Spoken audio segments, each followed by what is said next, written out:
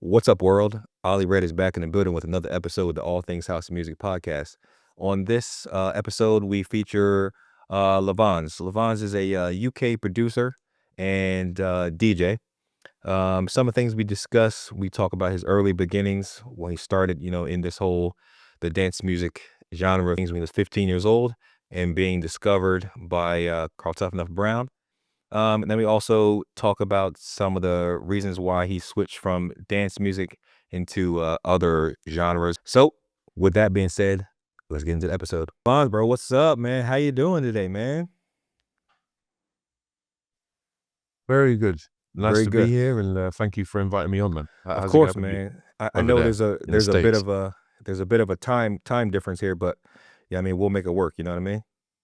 Yeah, For sure, for sure. early in the morning for you, right? Early morning, man. It's like 5 o'clock in the morning for me, but I love what I do. So Dedication, bro. That's what it's about. for sure, for sure.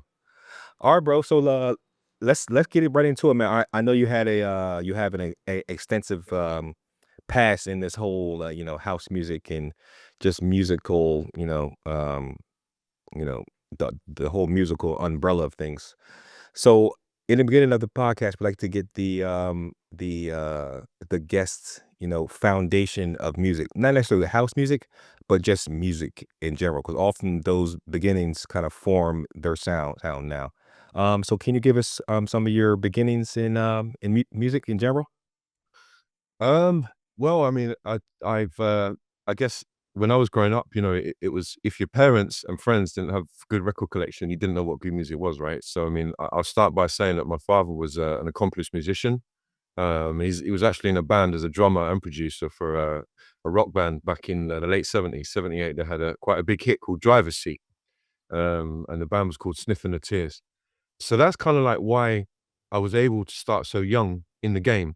I guess nowadays with technology and what we've got at our disposal, it's a lot easier for people to start whenever you're feeling creative, right? But I guess back then, if you didn't have access to sort of, some of the hardware that I've still got today, there was no way that you were going to kind of be able to create anything that was or any inspiration. So what I'm trying to say is, I was fortunate, to be sort of born in a recording studio.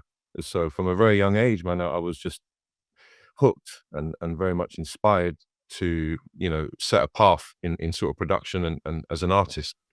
Yeah. Yeah, yeah, dope, man. So what years were like your earliest memory of getting into the studio with your pops? Well, I remember playing the keyboard. It was quite evident and clear that I had a natural talent, like a natural ear for music, right? So even from the age of 5, I would replicate a bass line, or the first instrument or sound sonically that I fell in love with was bass. Very seductive even to this day. It's like this, even when I'm listening to music, I'm always moving my headphones to make sure the bass the bass is in the right spot. It's one of those things. So from the age of 5, man, it was clear that I would hear melodies. I remember trying to I remember replicating Michael Jackson bass line. Um, what was the song I was doing? Man, one of the tracks from Off the Wall album. So, it was clear to me that I was hooked and replicating what I could hear. So from the age of 5, I was playing around on a keyboard, and we still got it to this day, the Juno 106 Yeah, keyboard. So I was, lucky enough to be able to embrace that as a toy, and also a weapon later on in life. for sure, for sure, for sure. So, growing up, being a child that's within in music, could you explain how that kind of forms your brain? Because obviously, that's one of the big things in schools now is Mhm. some of these schools don't have like a musical path for kids. Can you explain how that kind of formed your brain and gave you like an outlook on life, even when you're that young of an age? Um, I guess, you know, I think it was I'm not sure what it I'm not sure what it did to my brain, but, I'm pretty sure that the concentration and the focus, to engage in an instrument and repeat, would definitely shape good things for later on in life, right? And also patience, to be able to sit there and, that's the thing. I have this discussion with, the sort of the beat maker versus the producer, right? I think, then and now potentially you've got a producer has to be kind of a little bit insane in a way that, you know, when you've heard a record 1,000 times, you start changing things you shouldn't change. Do you know what I'm saying? I guess what I'm trying to say is it takes a certain mind to want to get involved in music in the first place. And I think for me, certainly, I sort of had that patience and had that enjoyment, and also the reward. You know, when you put time into something and you actually finish and you create something, it's a great feeling. It's a great buzz. But yeah, I guess from a young age, it taught me discipline, um, yeah, and focus, you know, Folks, and yeah. enjoyment, of course. Yeah, Yep, yep. it's a good place to be able to get something back with time that you're basically using for yourself. You know, you don't need anything else. It's just you in that moment with your instrument or your tunes or whatever. It's a great place. You rather than being dependent on information, you're creating your own channel. Yeah, for sure, for sure. That's a good saying right there. So let's fast forward just a little bit. When was the process of, not necessarily tinkering around but understanding things, and then when did like kind of make sense? So you're making like full tracks, or not even full tracks, but just like kind of understand, your weapon of choice or your instruments. Um, well, I remember my dad's a drummer, so I remember getting on the drums a little bit after, probably from the age of 8 and 9. But fast forward into sort of as a producer, I mean, my first official release was when I was 15. Yeah. I was discovered by DJ producer Mystic Matt, and we formed a production collective called Crush Group Productions. Um, and so, like I said, from the age of 15, I was already professionally involved in music. We had our first release on vinyl on Lavonz and Unity Recordings. A little bit before that, I'd say 14, like you say, the difference between messing around and actually creating something. So by the age of 14, I was already able to, you know, create a sequence of ideas. As we've mentioned, with having the hardware at my disposal, Hmm. it was clear to me then from the age of 14 that it was something quite serious, you know? Something real. Yeah, yeah, yeah. Yeah, exactly So that. I know that we haven't talked about like the DJing aspect of things. So what Mhm. came first, the DJing or the production of making music? Um, well, the first thing was being hooked on Nightcrawler's Yeah. MK's remix to Push the Feeling On, man. Yeah, yeah, That yeah. thing was, like, revolutionary for me, you know? Like, Yep. I think I had it on MTV at the time. I mean, back then, you know, you know, we had sort of pirate radio as well, so that was a massive influence on me. Not just to discover underground music, but it was like a kind of social lifeline, I think, you know? Like, music was much more powerful than compare, in my opinion, compared to now. In the movement of it and what it did to, you know, society and you know, the generations. Hmm. Um, but Nightcrawler's "Push the Feeling On" was certainly the first record that hooked me onto house music. And I would say that it was the record that made me understand that a sampler can be used as an instrument. You know, before that, I think that I'm sure there's records that, you know, will probably underline the same thing, but to my knowledge, to my discovery, MK's remix to Push the Feeling On was, you know, what he did by remanipulating a vocal, creating a new vocal hook. Do you know what I'm saying? And then you've got like artists like Todd Edwards as well, who was a master at that. Taking a snippet. Then I remember it was something we used to have to time stretch it. Whereas now you've got samplers like Serato and any DAW sort of sampler, you can change the pitch and tempo. But that back then you have to sit there for hours, Yeah. pitching it up and then finding a tempo, stretching it back down. So yeah, that the that was a start for me, man. That's Yeah. what hooked me onto house. That's dope, man. And can you let everybody know what years this was? 95 was the 95. record. Okay, so you said how did it was it DJing or production? So for okay, so that record kind of got me into house music, and then I Hmm. remember messing around with. Luckily for me, my father bought me two Technics 1210s Damn. on Christmas when I was 14, right? Nice Christmas present. So yeah, back then I didn't have the money to buy vinyl, so I used to go to the record shops like Unity Records, Black Market Records, and just go there and take flyers. And then slowly, you know, you build up enough revenue to purchase records. So DJing was the first thing that I started, and then production. But we're talking the first records in terms of going in the studio were 96. That's when I first started making music. 96. Now, can you, for everybody that doesn't know, can you explain the movement, like the musical movement that was happening like during this time, this 94, 95, 96 era? Well, obviously, in terms of clubbing and stuff like that, I was too young to go to the clubs, right? But I mean, I guess, yeah. Having said that, I just remember little things like being at school, and you'd have one group of people that were into jungle. So that later known as drum and bass. Jungle then was kind of like an influence of kind of hip hop, reggae, ragga. There was a radio station called Cool FM. I'm sure people would remember that from back in the day. Um, and then you had kind of, people liking what they used to call swing R&B, right? Which is another massive inspiration for me. Artists like Jodeci, Drew Hill, um, and obviously house music. But yeah, I think I just remember that when I say movement, I just remember the feeling like people would latch onto it a lot, and you'd have to go and buy an album and really get into it, really engage into it, Yeah, Yeah, good times, good memories. good memories, right? So I wasn't in the scene at this time. I was younger, obviously. But as far as, US garage and then UK garage, like that time frame, that's when you guys really kick things off and became separate, you know? Yeah. What you mean the UK compared to the US, or you Yeah, just yeah, mean yeah. house music Yeah, yeah. overall? Yeah, Well, yeah. more of like a, because you mentioned like Todd Edwards and Yep. Carl and all the OGs. And I've listened to some other interviews, and they mentioned that they were just trying to mimic, The US US sound. US sound, but it just didn't sound right. And then they kind of just did their own thing, and also you mentioned MKK as well. So Yeah. that's why I mentioned like the time frame of things, and like the movement that was going on in the UK at the time. Okay. I see what you're saying. Yeah, I mean, you're right. That was definitely the start of the movement. Like we used to call it house and garage, Yeah. well, obviously house and garage, right? Yeah, So yeah, yeah.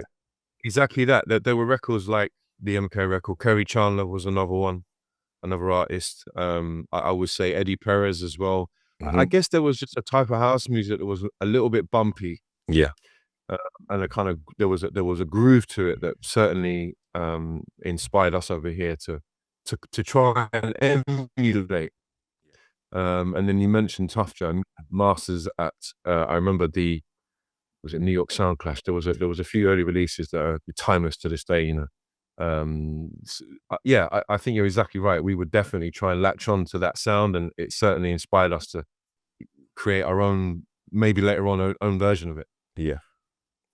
Nah, man, Yeah. that's cool, man. I'm always watching those UK garage, like docs, like documentaries and all that stuff, like Yeah. on like Pirate Yeah. Radio.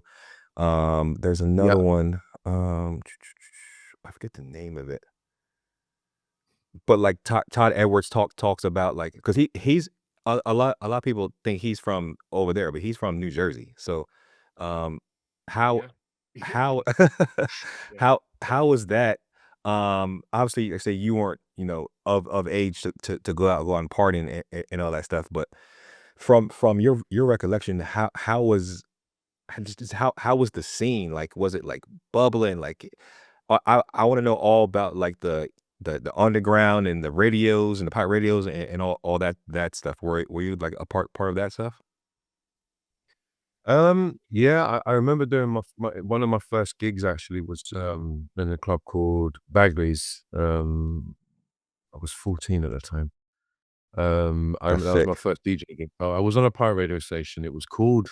Was it called Radioactive? No, it used to be called Radioactive, and then they changed the name to Chicago FM. I think just generally the power of pirate radio was, then there was a clear divide between your mainstream and your new emerging artists or underground music. So again, going back to the impact that it had, it was a whole movement of new music that kids would then latch onto. Yeah. Um, yeah, So as far as the time frame now, you're in the bars, 14. how did that go as a 14-year-old kid? You show up to the gig, and then boom, you're in a bar. Well, I remember showing up with like a big, then in the 90s, we used to wear these puffer, well, it's still obviously fashionable, any fashion goes now, but they were Yeah. puffer jackets. I tried to wear those and some shoes with heels on it to make myself look bigger, you know what I'm saying? But, um, yeah, no, it was surreal really. Do you know what I mean? It was just a great feeling to go and it was fair enough. It was a warm-up set I did, an opening set, but Yeah, still yeah. obviously great. Mhm. We've got a cool flyer for that as well, so. Okay, so, we're in the bars, you getting discovered, DJing production-wise right around the same time. Kinda what was the next step after that? Um, so obviously I did some records with the Cross Groove brand. Mhm.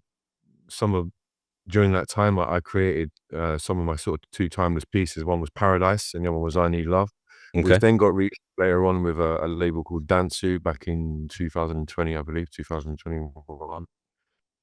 Um, but shortly after kind of making some music with Matt, I got discovered by Carl Trufflenuff Brown. I was cutting a dub plate. So back then, obviously, without the MP3 and stuff like that, a lot of producers would go and cut their music on an Mhm. acetate to be able to play it live to test the waters with it. You know what I'm saying? Um, and I think that was a key moment for me, of course, because I remember going into the cutting studio and Carl was hearing what I was doing. So I was then discovered by Tuff Jam. They kind of took me under their wing.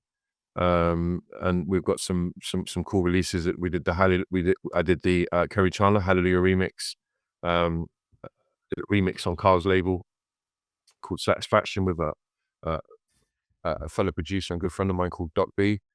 And the other track we did later on was A Spirit of the Sun, the Lenny Fontana Spirit of the Sun remix, which had a lot of public demand. A lot later on, actually, in the end, but by the time it was released. So going from Crush Crew to Tuff Jam, and then after that, I was shortly signed. Shortly after that, I was signed by Locked On Records. So obviously they're still active now, but back then they were a subsidiary of XL Recordings. So I had a free single deal by the turn of the millennium. And during that time, I released my tracks like Let Me Show You, Mash Up the Venue, Fill My Dreams. And I also did some cool remixes, including the Todd Edwards Save My Life. And the other one I did, which is quite cool, was Artful Dodgers, Moving Too Fast. So it was quite active for me then, a lot happening whilst I was still at school. So quite an amazing feeling and obviously quite surreal for a kid to be involved in so much going on. Mhm. So this was almost in a matter of like 5 years, huh? Yeah, From like yeah. 15 to 20, Yeah, 21-ish? yeah, yeah, yeah, exactly, Dope, exactly. man, dope, man. Yeah. So as the music grew bigger and better, were the gigs kinda matching? To be honest, I even then and still now, I kind of focus more on the production side of things, and I was kind Okay. of like the way I saw it, and even my objective now is to kind of get the music to a point where you've got a following, and then sort of get booked and try and sort of recreate what you're doing live rather than just gigs. I mean, it's difficult. Music for me has been a bit turbulent in terms of what I've laid out as an objective and the return. What I mean by that is you can't do everything. Do you know what I mean? There's life that gets involved. You need to earn money. That it, it's never really paid off enough for me to just focus everything onto music. Do you know what I mean? Mhm. So like I say, I focus more on the production than at that time. Okay, okay. No, that's good, man. So I wanna get back to some of those, early releases, and you say that you were getting, like, discovered. Um, how does that feel, I mean, obviously from, like, 15 to 20, we're all still kids, you know? How does that Yeah. feel internally? How does that feel to get recognized by some of guess the founding fathers of a genre? Yeah, pioneers. Yeah. Amazing. Yeah, like I say, just incredible feeling. I mean, looking back on it though, it's kind of like a blessing in disguise, really, because it's kind of, don't forget, I left school to, I kind of it was a good thing and a bad thing insofar as like I sort of feel now later on that it was a little bit too young, because it kind of it appeared to me then that was going to be my career and that's all I wanted to do, right? I only had one plan. I didn't have a plan B. So Yeah, I think with the music industry, it's it's very tricky to make it pay.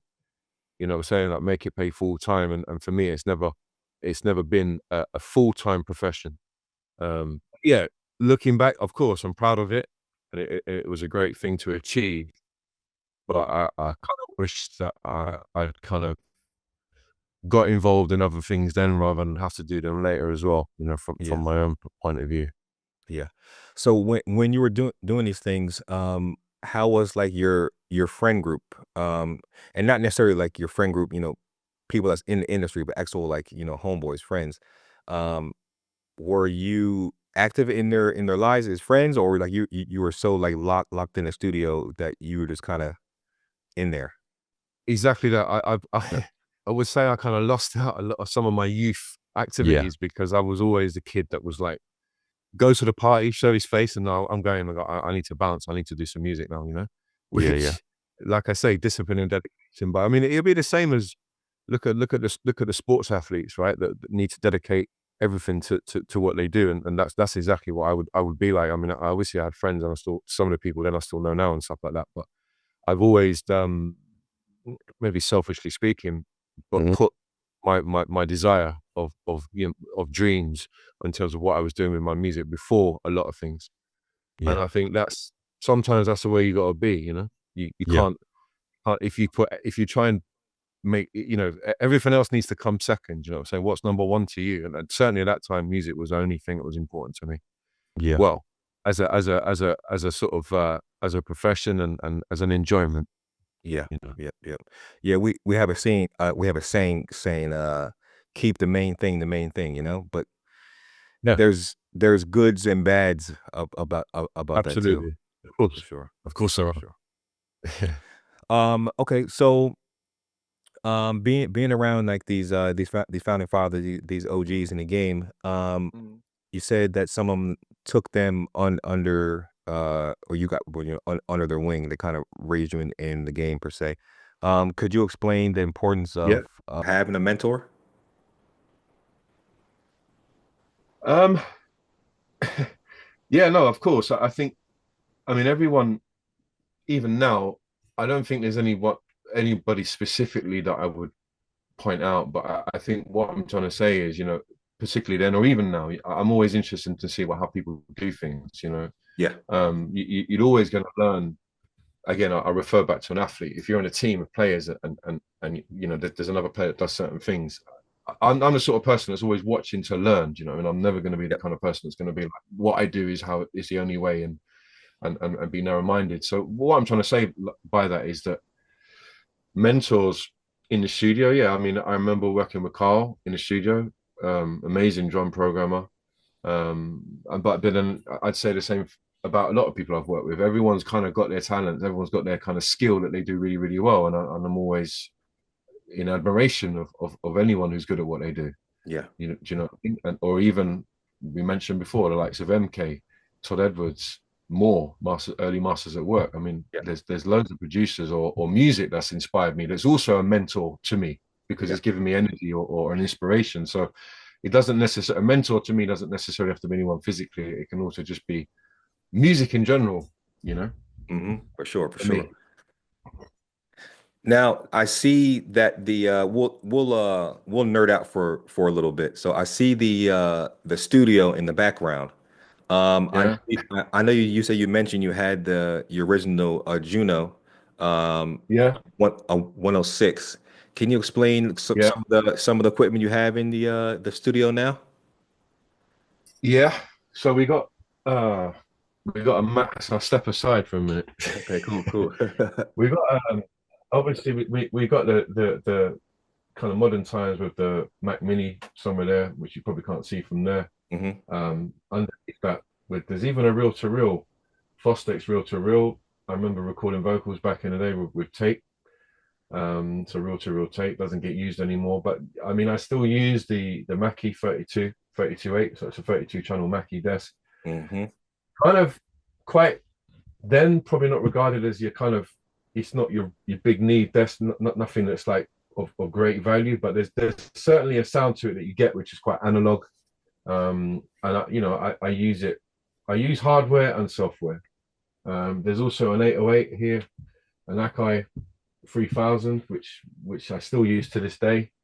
Um, Juno 106 M1, and that's about anything that's gonna excite anyone from the hardware uh, kind of, you know, sort of hardware equipment really, which is cool. So I use a combination of the two, Okay. software and hardware.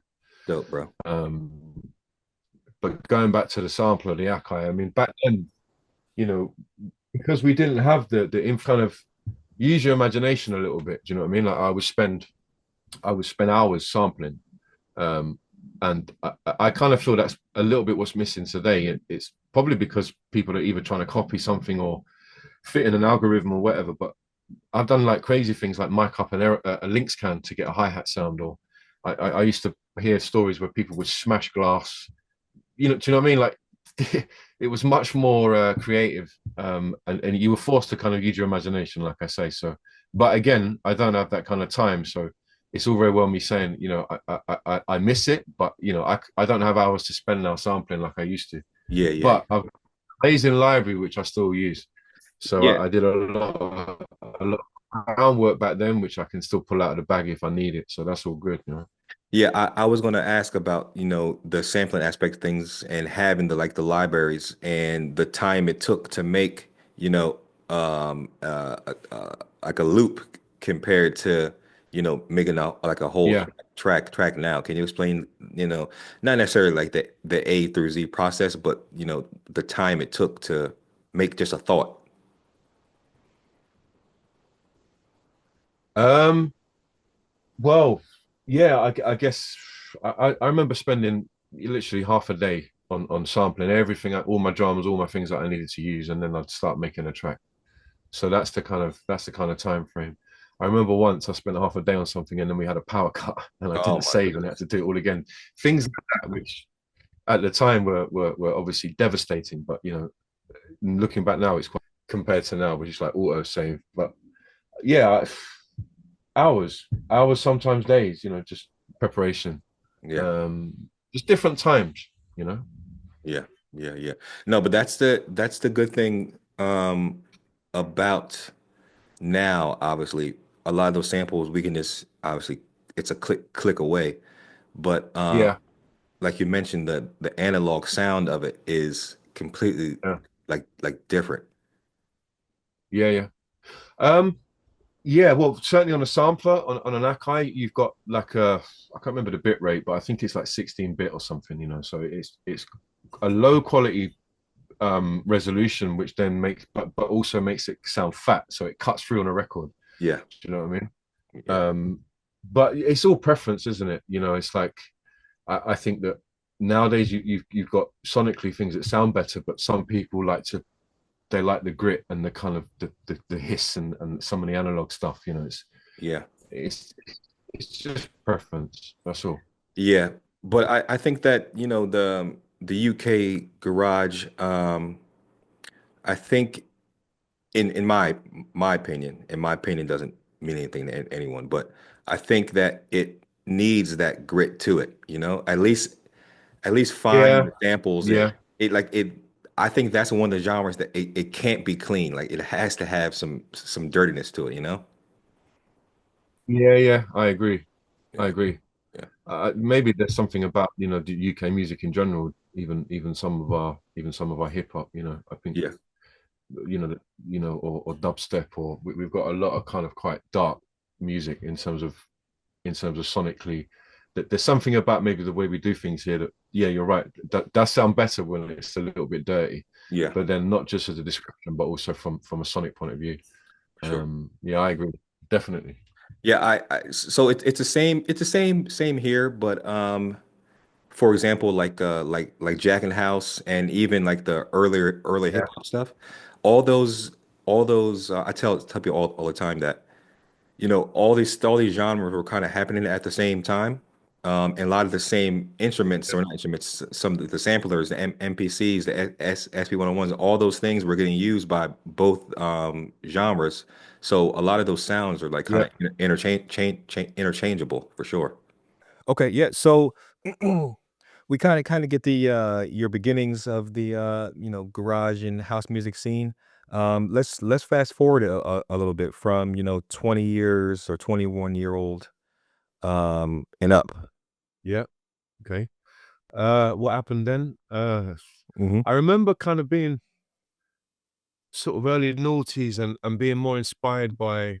I guess one of the things that happened was obviously your vinyl, the record industry generally just was that was already at a turning point. Well, it already changed, hasn't it, in terms of your record sales? So the industry changed massively, and I reckon I was, it's a fact, isn't it? The vinyl sales completely died, as well as record sales, and obviously then we had the birth of the MP3 and the streaming, and which happened much later or whatnot. But I guess what I'm trying to say is that at that time I kind of fell out of love a little bit with dance music and kind of got involved with um, a bit more kind of what I did as an artist, which is sort of falls under the kind of rock singer-songwriter. Okay. Um, so at that age, I was kind of, you know, working as well as doing my music as more of a kind of side hustle, or a professional hobby, if you like. Uh, but kind of got involved with a kind of different thing musically. So I wasn't really doing much dance music. It was kind of second. I put it on a bit of a back burner when I was 20. So yeah, changing direction. Now, when you said you kind of fell out of love, besides the whole the shift in vinyl versus digital stuff, was there any reason, other reason beside that? Would like anything happen, or is this kind of you just kind of fell out of love with it?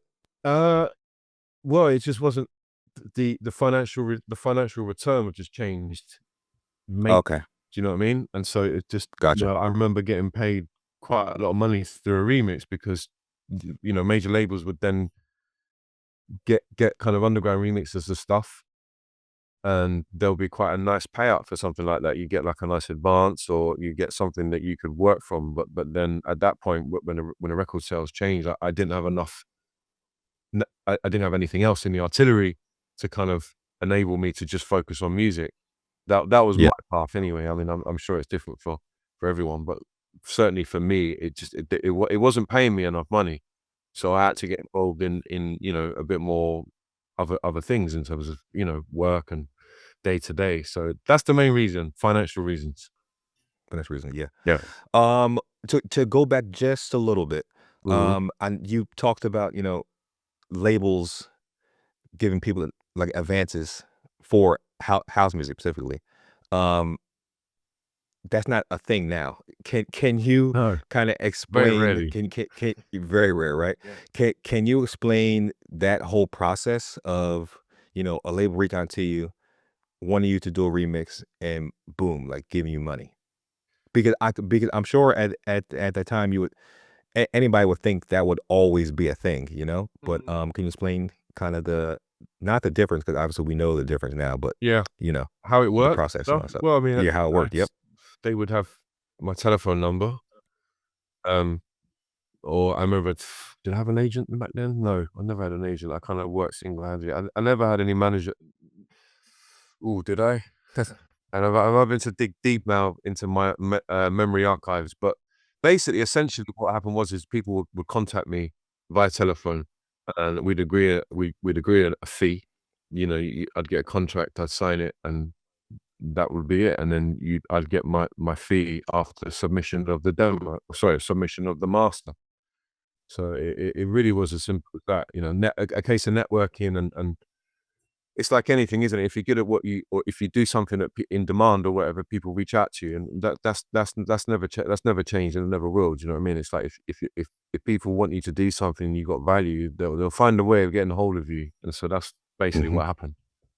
You know, Yeah, yeah. the only difference was it was like I say, that the financial thing was a lot easier because it's like you're delivering a piece of work, and at the end of it, you're going to get paid right there and then, as opposed to Yeah, waiting or hoping that it hoping. does numbers. Yeah, basically. Yeah. Yeah. Yeah, yeah.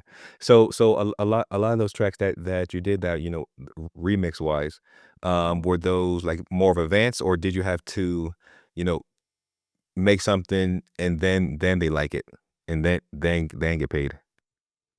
Oh, no, you okay, so an advance, I remember getting those when I was I remember getting those when I was signed to Locked On, you get an advance for well, having said that, they would never get I was not in a position. I mean, people got, like, advances for publishing and stuff like that. I never got I've never been in that position, but so, basically, what I'm saying is anything where I got paid was always done at the end of when I submitted my master. You Okay. know what I mean? I wasn't Okay. get a record Yeah, yeah. deal to the point where I got advance up front and then kind of worked for the label or anything like that. Gotcha, Yeah, gotcha. I've heard a lot of horror stories on that one as well. Do you know what I mean? Where you don't Yeah, say man. the contract properly, and then you know what I mean. You're basically their slave for a long time. Y So yeah, I've yeah. never had that problem, which is also a nice problem. It just depends how you play it and making sure that you protect yourself, right? Very, very true. Reading the contracts and, even Yeah, getting a lawyer to read it for you to help you out because they put a lot of mumbo absolutely. jumbo in the contracts. Yeah, save a lot of legal fees later on when you're trying to chase your royalties for sure. For sure, bro. For sure, for sure. Okay, man. So I want to get into the transitional point of, uh, you know, getting out of the house music realm and then getting into, the rock and the songwriting things. Um, could you is there was there a difference in your process, some of the tools you used, and how's that I don't know much about that industry. How's that industry compared to dance music? Um, there was no difference in creative process, if you like. I mean, at that point, the studio kind of upgraded a little bit from. I remember the first some of the records that I first made were made with a sequencer called Atari, a computer. It was called Atari. It was as a sequencer, just like MIDI events, and that's why you had to kind of rig it up to all your hardware. So, I guess turn of the millennium and sort of early noughties, it was I was using Logic a lot more and getting involved a little bit in software. So, times changed with some of the sort of availability of technology, but not any real difference in terms of how the process was created. Um, and again, a lot of my kind of singer-songwriter music, I just put out on CD or sent out to labels, but none of it kind of manifested the same. I didn't sort of achieve what I set out in terms of making uh, any main inroads. You know what I mean? It was kind of more just for self reasons, self purpose. As far as I put the music out, nothing much happened with it. I mean, it's there, it's part of my library. So I guess the main difference was I didn't really succeed as much as I have with some of my dance stuff. Okay. Now on a personal level, as an artist, obviously we make music for ourselves, but it always feels good for other people to enjoy it and to cherish it. Now from an artist standpoint, how did that make you feel as an artist? I know it's kind of like a tough question, but Yeah. I think it's important for because everybody has ups and downs in their Oh, their career, the absolutely. flows, you know. Of course. Um, so can you explain that a little bit of that? What how it feels when someone connects with your music? Is that what you mean? Yeah, yeah, connects versus, not necessarily connects, and staying on path and feeling Um, staying true to yourself. um, I would say that's kind of the main reason that people make any artist would want to kind of process music or get involved with it is to basically touch people's souls, right? Do you know what I mean? It's like if you can touch someone's heart and soul and they're really engaged with what you're saying or creating or feeling, that's the main reason why I do it. Like that's an amazing feeling when someone comes up to you and is like bigging up your record and saying, I've had that on repeat or I still listen to it to this day. It kind of makes it all worthwhile. But then, like you say, if even if you don't get that, it's like, you know, now I think with any artist, it's you need to set out exactly what you want in return from it, right? So if you're doing it because you enjoy it and you're just happy to create it and it makes you feel good, then that's kind of the most important thing, isn't it? Like the rest of it doesn't really matter. I mean, obviously it matters if it's more complicated and you're running a business, but when it's not like that and you're just creating music, then the main thing is for you to get something out of it. Otherwise, there's no point doing it. Do you know what I mean? And obviously to be proud of it. I'm not proud of everything I've done, but there's certain things I'm like, that's timeless. And I think that that's not everyone can say that. You know, no one can take that away from me, regardless of the numbers I got back or whatever. It's kind of like it's neither here or there for me. It's irrelevant. I think what I'm cool with and what I'm happy with is I've created it and it's there. It's there forever, isn't it? If people want to discover it, of course. Who knows? It might be one of those scenarios, like later on in life when I'm gone. He's everyone get artists get famous when they're dead, right? Touch Yeah, doesn't yeah. happen anytime soon, but who knows? The most important thing is the music's there. Exactly. The music's there, and whenever someone wants to discover it, they can discover it for sure, bro. So let's. So when did was there a transitional point where you kind of put that side of it and then came back to the garage and house music scene? Yeah, for sure. I think, wow. So you mentioned we're talking about, what did you say? We're at early noughties here. I reckon that, wow, quite a long time actually. I mean, the first reissues, the first sort of releases that I did were with Dansu Records, and that was about 2020. So that's a good 10 years, really. Well, no, hang on. So there were other things I was doing. I was also, as a vocalist, I did a track called Reason for Love, with Quentin Harris. Is came out originally on Trippin' Records, which is a label I used to run with a friend and sort of label founder Dominic Russell. So that the first draft of that came out about 2007. And then Reason for Love, Quentin Harris's remix, came out on Strictly Rhythm, uh, about 2008, 2000, yeah, around that time. So late noughties. So yeah, you've got about sort of 5 to 7 years of me not getting involved in dance music and a rebirth, if you like, but also not as a producer, as a vocalist and songwriter. So that's something else that I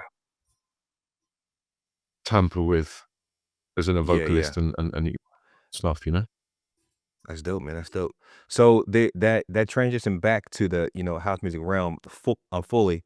Well, Why did you kind of get back into it? I can't remember. I mean, it's just I've always been a bit like that. I guess I'm not gonna blow my own trumpet, but I think when you're talented, you kind of you get bored of just doing one thing, and Yeah. it's that. I remember even back in the day, I probably made mistakes. I don't want to go maybe into too much detail, but there were times when labels were saying, "Right, give me more of this. This is what we need." This will, like, if you keep down this path, we're trying to market this sound, and I'm like, that's the worst thing to say to me because you say that to me, and I'm gonna go completely in a different direction and be like, "Well, how about this? This is how I'm feeling now." And of course, when you get to a certain point and you've got a massive following or whatever following, when you get to a point where you've got the right to do that, then that's different. But when you're kind of starting out, uh, music still needs to be marketed, doesn't it? A product still needs to be kind of like worked in a way before it can kind of manifest into money, into a web of different things. So I think that was probably a mistake of mine in terms of never being happy in one area, wanting to kind of more always take on different I was always inspired by different music, which is also a good thing. And you got artists that just they've been doing the same thing for like 30 years, right? They just do the same thing. MK being one of them, still uses a 909, still uses his M1, and good luck to him. He does it very, very well. But I'm someone completely different. I want to drift off into different areas. Um, yeah, that's how I work. Yeah, could you 'cause I'm sure a lot of artists, they fall in that type of mind frame as well too. Being able to, for example, being able to play garage, being able to play Afro, being able to play soulful, being able to play techno, and not necessarily being like one lane. Could you explain your process on that? Because house music can from the foundings of house music has been like anti-culture, like go the opposite way, you know? That's what kind of the foundation is. Can you like briefly explain like your process or your thought process of, doing that? What got why and how I drift off into different areas, you mean, genres? Yeah, yeah. Mhm. I'd well, yeah, I guess what happens is with me is it's a bit like a music library on your phone now, obviously not then, but I'm just trying to think about how it works. I don't have a definitive answer insofar as that. It just depends on what I'm going through at that time, doesn't it? I mean, don't get me wrong, there are examples now where I've worked with artists and we've just teamed up because they're coming across from a different angle.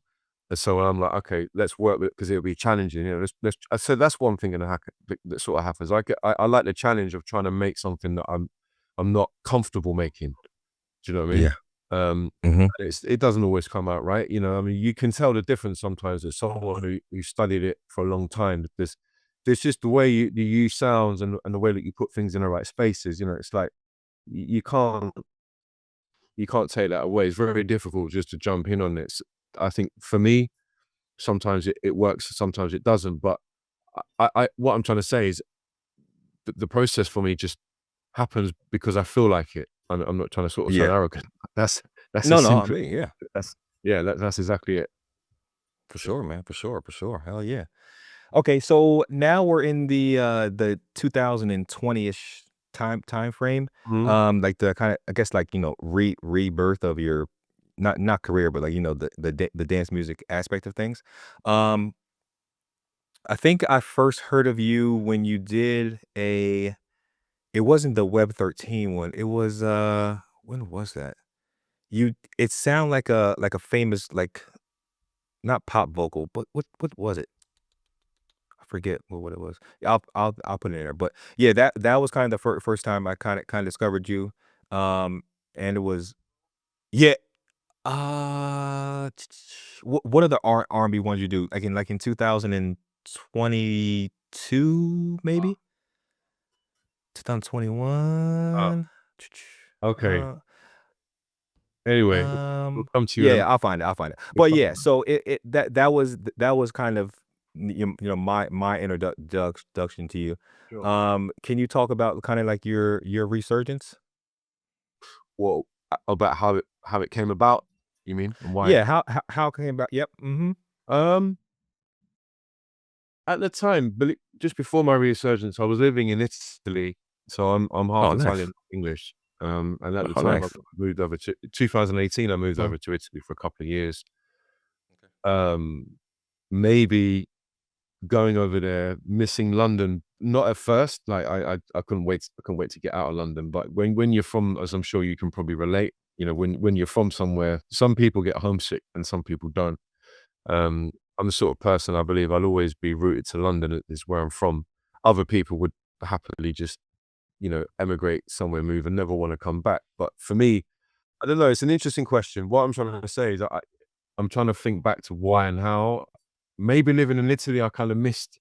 I started kind of just playing old music that I used to like. You know, like we mentioned before, some early records, and probably getting re-inspired that way.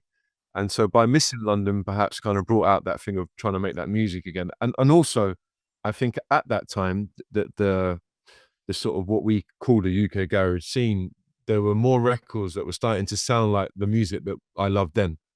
Because I think that as a sound, it's kind of drifting into many different areas. You know, you've kind of got that's another reason actually why I potentially kind of fell out in love with it is that I got nothing against it, but it wasn't for me. It was a time when the sort of the sound got very dark, moved completely away from house, and it was all kind of quite a lot faster, a lot of the kind of two-step thing. Um, and which then, in my opinion, sort of, the birth of dubstep even, but and grime also. And so it's amazing. That's amazing that music can evolve, and then people get inspiration to sort of take it into different pockets, right? But I think around the 2020, there were more records that were starting to sound like the music that got me hooked in the first place. And then I was like, you know what, this is like coming back to London, coming back to my roots, geographically. Also potentially inspired me to kind of make the music where I came from, you know. That's And here dope, we are bro. today, That's dope. still doing it. Still doing it, dog. Still doing it big. You know what I mean? I want to talk about some of the newer labels or the newer releases that you've had. Yeah. Because like I said, I've discovered you in like 2022-ish time frame. I'm actually looking at some of your stuff right now, like on Yeah, Pirate Pirate Cuts Cuts. with Yeah. That was the Chris Brown. Adrian and That was the Chris Brown flip, wasn't it? yeah, that's what it was. Yeah, that's what it was. Yeah. Yeah. Chris That's what it was Brown. right there. Yeah. And then with like Web 13 with Yeah. the DAC tapes and Yeah. all that stuff. Yeah. So that was Yeah, done in could '96. So that's like the yeah, first stuff I did. yeah. Some of the Could first could stuff I you ever. could you kind of explain kind of using those old well first can you explain what a DAC tape is to everyone real quick because that's that may be Uh, a form of media that most people don't know. I'm gonna find one right now, man. Do you have one? Well, a digital audio tape Mhm. right now. Mhm. Uh, Hang on, where are you? Come on, man. You got me on the spot here, Olif. You're making me work. Where are you? Oh man. Okay, we can flip to a click another time. But a digital audio tape, so that was, short for digital audio tape. So that back then that was the first digital format that you would record your master on, basically. So you would submit that to the record label to then master. You submit that would be your pre-master that would go to the record label to master, you know? And I think before digital audio tapes, they would use tapes as in reel to reels, I believe. But I'm not, 100% sure on that. But for sure, your DAT tapes were the format that we would use from the studio to submit to labels. That's it. Dope. Dope, Yeah. dope. Now, so fast forward, you said it got Mhm. made in '97, then released in what 2023? No, 24, Y 24. it was last year, wasn't it? Yeah. Yep, last Yeah. year. Yep, last Yeah, year. yeah. Can you explain how you kind of hooked up with those guys to release that and have that idea? Um, I the at that time that you mentioned Pirate Cut, so the first sort of dub plate I did was what I think what happened was is that, again, you kinda got this trend now, and which is a good thing, where people want the commodity again with the vinyl. I don't believe it will ever be as big as it used to be, but it's amazing that there's a demand for vinyl. And so, again, going back to financial reasons, by doing these dub plates, it's a way that you can make a little change. Um, but at that time, I was more about doing that because it's, there's some financial revenue for it. And I quite like I like the idea of doing these dub plates. So what I was saying is that the first track I did was 112. It's over now. That was on Amigo Dubs. Then I did the track with Pirate Hearts, which is a Chris Brown flip.